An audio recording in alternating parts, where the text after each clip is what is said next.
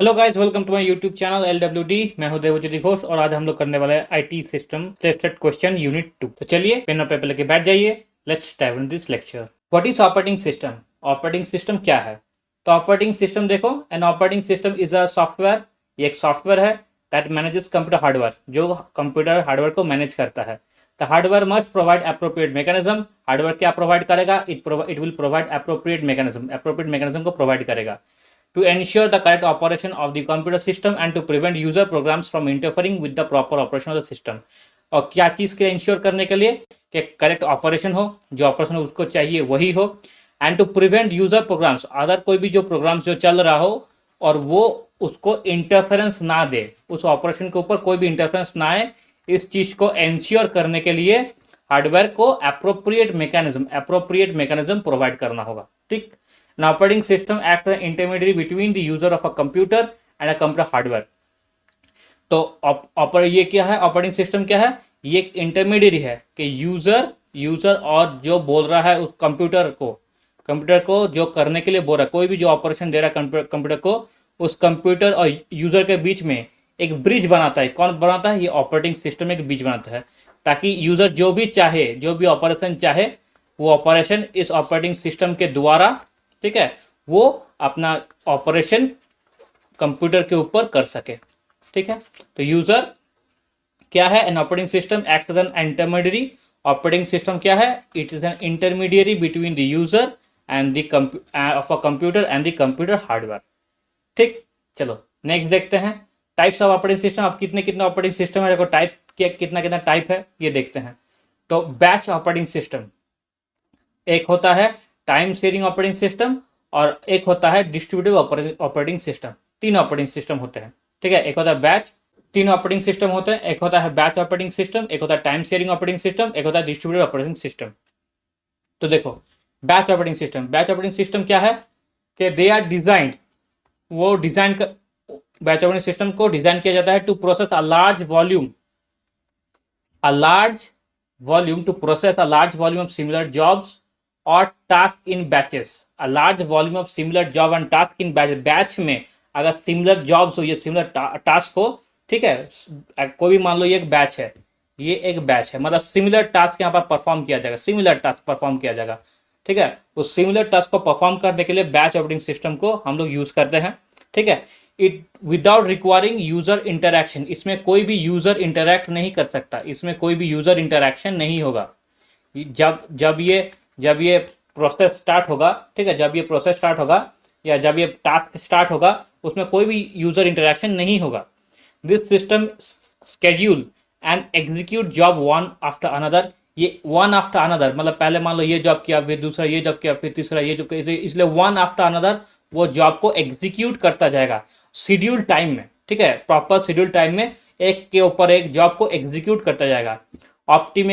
Optimising resource utilisation, और जो भी रिसोर्स है उसको ऑप्टिमाइज हिसाब से वो यूटिलाइज करके ये सारे के सारे जॉब्स, ठीक है, स्केड्यूल वाइज वो एक after one after the another वो उसको कंप्लीट करता जाएगा।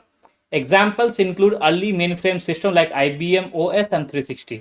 ये बहुत पहले का होता था। ठीक है, ये बहुत पहले का होता था, और इसका एग्जाम्पल्स क्या क्या है? IBM OS है, IBM ऑपरेटिंग सिस्टम, या IBM 360।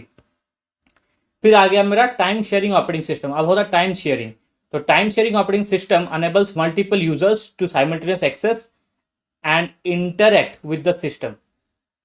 टाइम शेयरिंग मतलब क्या? जो एक ही टाइम में अलग अलग काम वो कर सकता है। तो time sharing operating system enable multiple users, बहुत सारे जो यूजर्स है, यहाँ पर तो सिंगल यूजर था, ठीक है, यहाँ पर सिंगल यूजर था, लेकिन यहाँ पर multiple users to simultaneously access and interact with the system. वो कोई भी सिस्टम को एक्सेस कर सके और उसके साथ इंटरैक्ट कर सके, और ये किसी एक यूजर के लिए नहीं, मल्टीपल यूजर के लिए है। This system allocate CPU time in small time slices. ये सिस्टम क्या करता है? It will allocate CPU time, control processing unit time, in small time slices, एक स्मॉल टाइम स्लाइसेस में उसको एलोकेट करता है या रीएलोकेट करता है। ठीक है।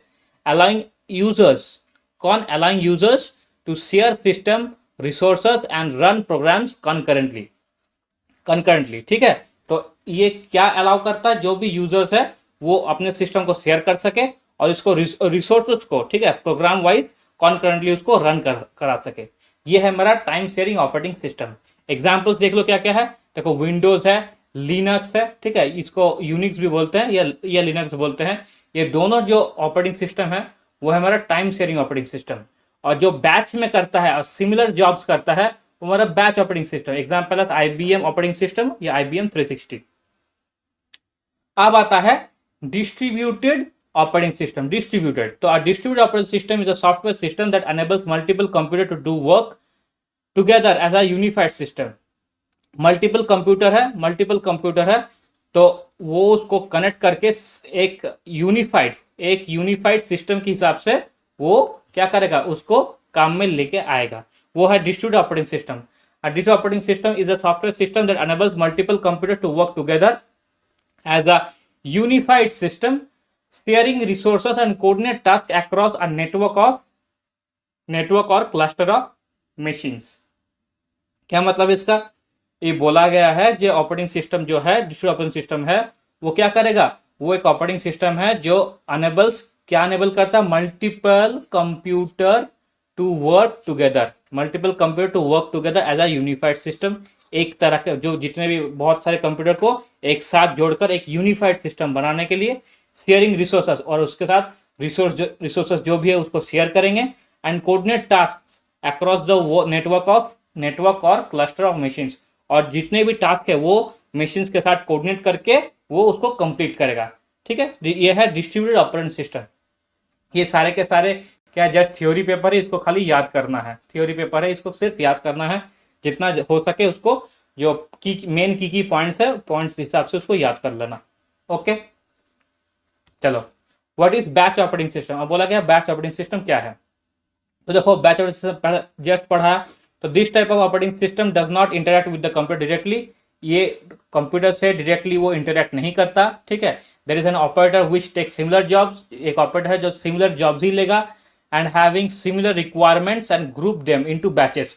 और जितने भी रिक्वायरमेंट्स है वो उसको बैच के हिसाब से ग्रुप करेगा, वो उसको बैच के हिसाब से ग्रुप करेगा, ठीक है, बैच के हिसाब से ग्रुप करेगा, ठीक है। और ये जो मेरा मान लो ये जो जॉब्स है ये सब के सब सिमिलर जॉब्स है, ठीक है, कोई भी डिफरेंट जॉब नहीं है या कोई भी अलग जॉब नहीं है। This responsible of the operator to short jobs with similar needs.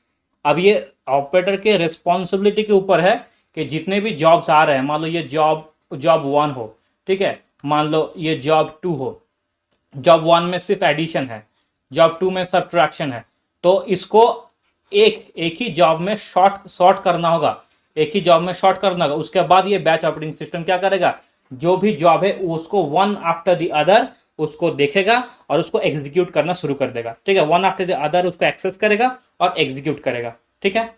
I hope it's okay. चलिए नेक्स्ट देखते हैं question number 4।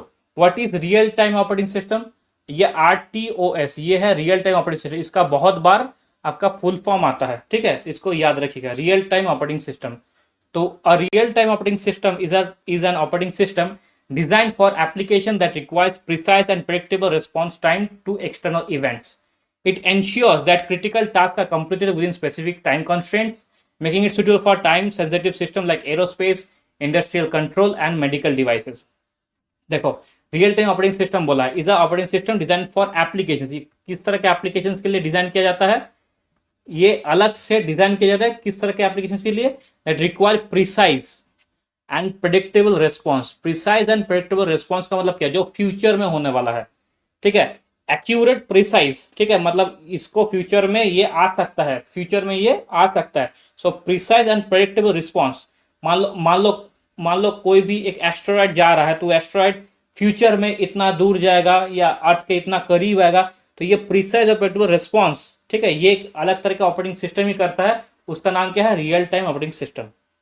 It ensures that critical task, जो भी क्रिटिकल टास्क हो, ठीक है, आर कंप्लीटेड, उसको कंप्लीट करना होगा विद इन स्पेसिफिक टाइम, एक टाइम जो दिया है उससे पहले उस जो भी टास्क को उसको कंप्लीट करना होगा, ठीक, with in specific time constant, making it suitable for time sensitive system. Making suitable for time sensitive system like aerospace. अब एरोस्पेस में देखो, अगर मान लो ये एक एस्ट्रॉयड है, ये हमारी धरती है, अगर ये एस्ट्रॉयड पास से गुजरेगा तो उसका चांसेस, कुछ चांसेस होगा कि वो धरती पे टकरा जाए। अगर धरती पे टकराया तो ह्यूमन जो लाइफ है वो नष्ट हो जाएगा। तो ये तब क्या करेगा, नासा एक क्या करेगा, नासा नासा एक यहाँ से रॉकेट छोड़ देगा, नासा एक रॉकेट छोड़ देगा, और जब ये यहाँ पर आएगा वो उसको डिस्ट्रॉय कर देगा, उसको डिस्ट्रॉय कर देगा।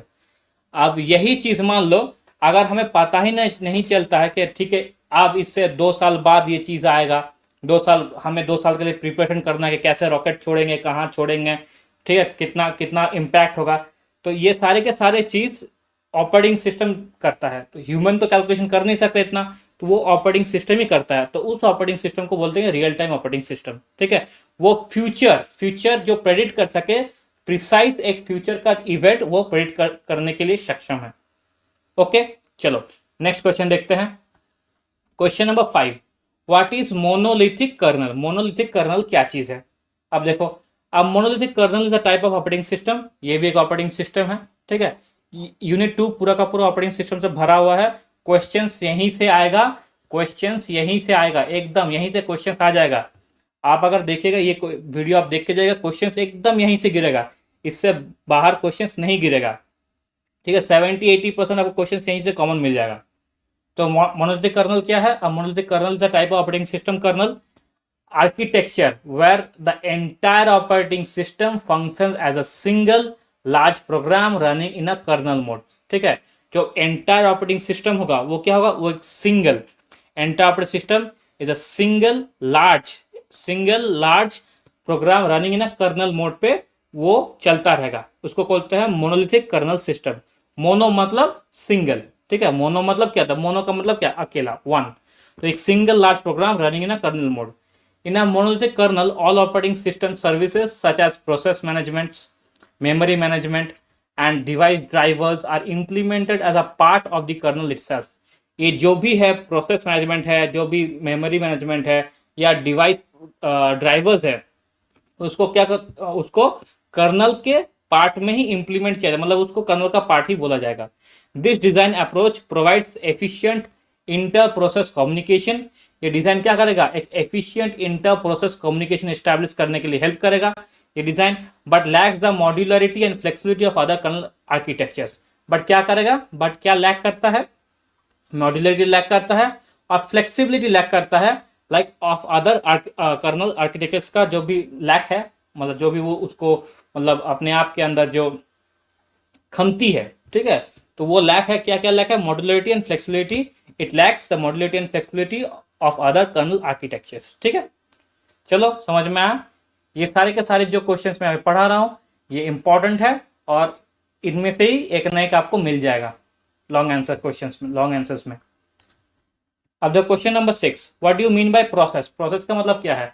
इन a computing a process refers to an instance of a program that is being executed, ठीक है। एग्जीक्यूटेड जो भी मान लो टास्क है, उसको एग्जीक्यूशन के जब तक वो पहुंच ना जाए तो उस पार्ट को प्रोसेस बोलते हैं।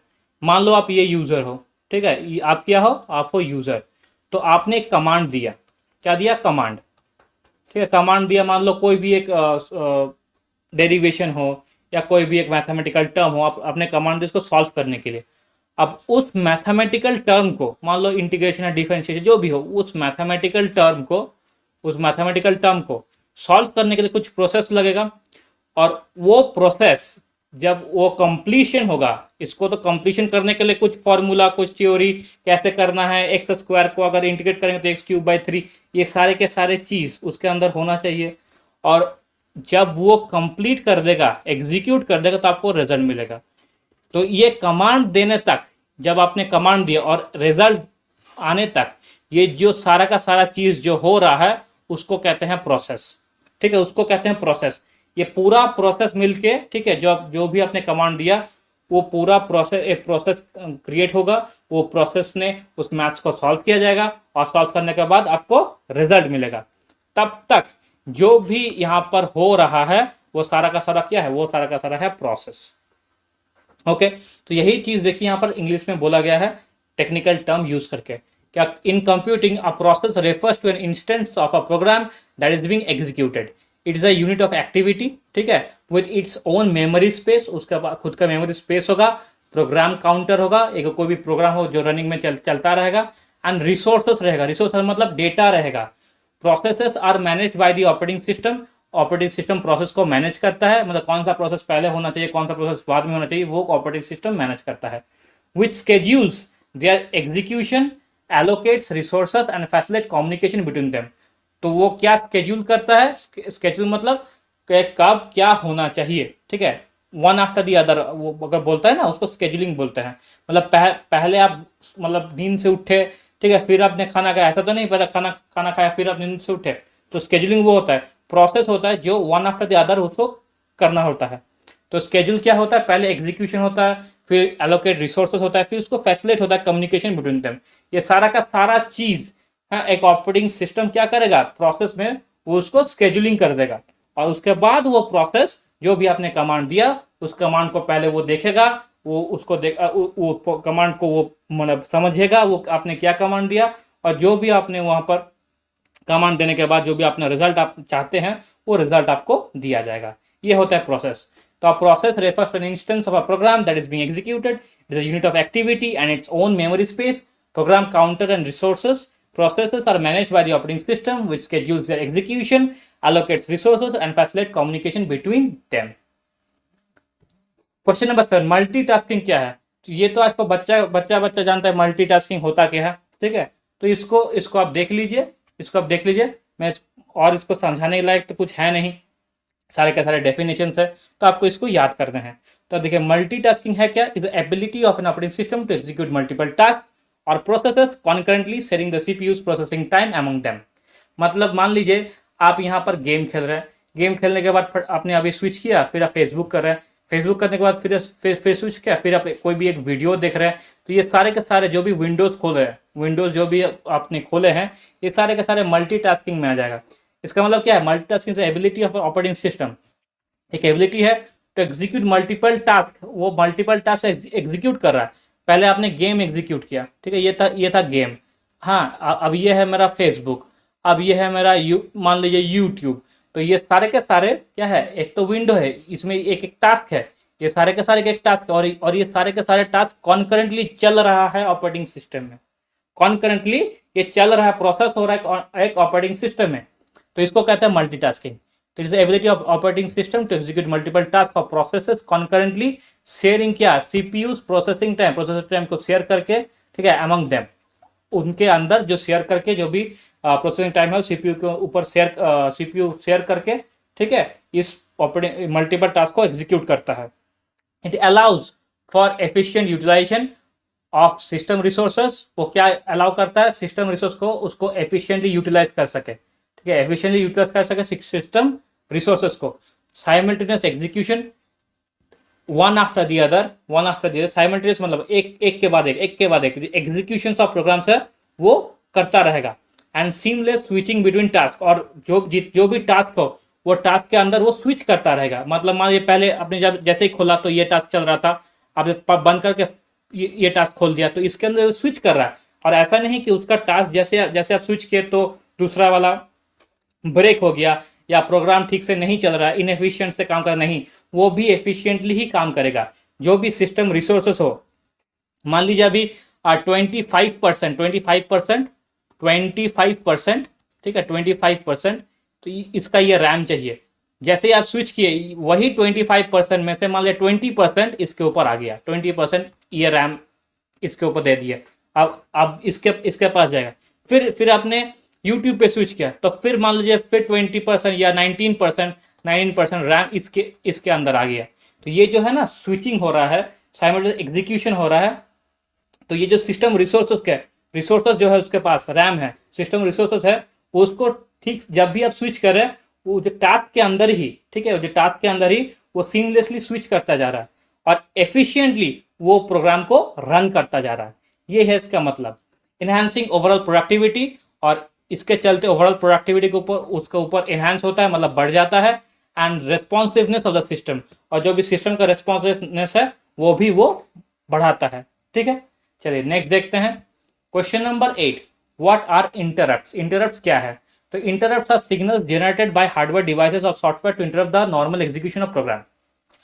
कभी कभार देखिएगा नीचे के साइड में, जैसे मान लीजिए स्क्रीन है, ये कंप्यूटर स्क्रीन है, नीचे के साइड में एक पॉपअप आता है कि वायरस हैज बीन डिटेक्टेड, या योर फायरवॉल हैज ब्रीच्ड, या फायरवॉल इज नॉट अपडेटेड, ऐसा होता है। तो ये इंटरप्शन का मैसेज होता है। इंटरप्शन क्या होता है? कोई भी हार्डवेयर डिवाइसेस या सॉफ्टवेयर डिवाइसेस में जब उसका जो एग्जीक्यूशन प्रोग्राम हो उसको स्टॉप करके आपको कोई भी सिग्नल दे दे, वो है इंटरप्शन। ठीक है, उसको कहते हैं interruption. They temporarily suspend the current task, जो भी करंट टास्क हो वो उसको सस्पेंड कर देगा।